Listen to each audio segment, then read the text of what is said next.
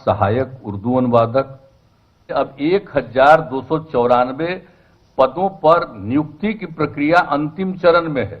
एक दिन आप समझ लीजिए 1294 लोगों को मिलेगा, वो भी ज्यादा दिन नहीं है, उतने लोगों को मिलेगा। ये जो पूरा प्रोग्राम हुआ था, ये 3 नवंबर 2022 का प्रोग्राम है। करीब करीब 2 साल हो गए हैं इस प्रोग्राम के, ठीक है, होने का पूरा हो गया प्रोसेस, 2 साल से ज्यादा हो गया है।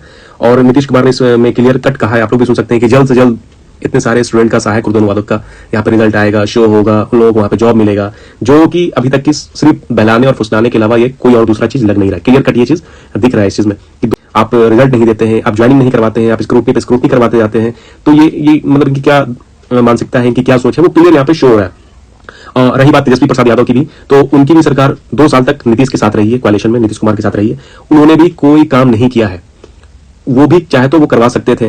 तो मुसलमानों को ये समझना पड़ेगा, जितने भी हमारे कौम के लोगों को समझना पड़ेगा कि क्या हम इन्हीं जो नेता हैं, जो सिर्फ बोलते हैं, वादे करते हैं, झूठे वादे करते हैं, इतने सालों से लटकाते हैं, क्या हम इनके पीछे रहेंगे या फिर हमें कुछ और भी तलाश करने की जरूरत है। दूसरी बात ये कि जैसा कि इसके बारे में पूरा क्लियर देख सकते हैं हम लोग यहाँ पे कि ये एग्जाम आया था, एडवर्टीजमेंट इसका 31/10/2019 को ये यहाँ पे एडवर्टीजमेंट आया था, एक जो विधानसभा का इलेक्शन होने वाला था उससे पहले, ताकि मुसलमानों का वोट यहाँ पे लिया जा सके। इसीलिए इन्होंने यहाँ पे सहायक उर्दू अनुवादक के लिए एक वैकेंसी निकाली थी।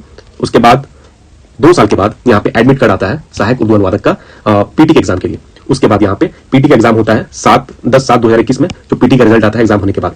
उसके बाद 7/7/2022 को काउंसलिंग होता है मेंस एग्जाम होने के बाद, 2 साल के बाद।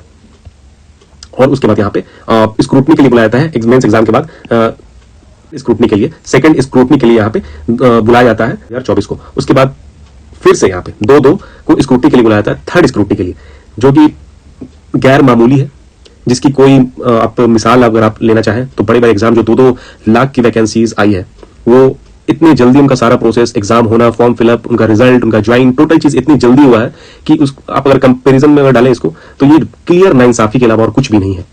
तो क्या ये सब जो भी मुसलमानों का जो वोट लेना चाहते हैं, ये जो भी लोग हैं, जो भी नेता है, तो क्या ये मुसलमानों को बेवकूफ समझते हैं? क्या मुसलमान कौम जो है इतनी बेवकूफ कौम है कि उनको कुछ मालूम नहीं, वो कुछ समझते नहीं है? तो ये चीज समझना पड़ेगा हम मुसलमानों को, और हम लोगों को बतौर जिम्मेदार नागरिक होने के नाते भी अपने उलमाओं से बात करना पड़ेगा, अपने आस पड़ोस के लोगों से बात करना पड़ेगा इन सब नाइंसाफियों के खिलाफ, ताकि उनमें भी जागरूकता है। अगर वो लोग को भी समझ में आए कि अभी के टाइम में जॉब लेना कितना मुश्किल हो गया है, जॉब होने के बाद भी मुसलमानों को जॉब नहीं दिया जा रहा है, तो नए वैकेंसीज की तो कल्पना ही नहीं किया जा सकता है।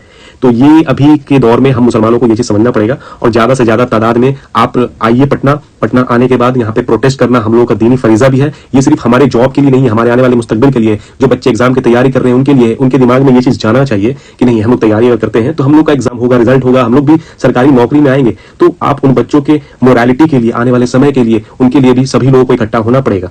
अगर नहीं होते हैं तो ये खुद के साथ साथ अपने आने वाले जनरेशन के साथ भी नाइंसाफी का सबब बने।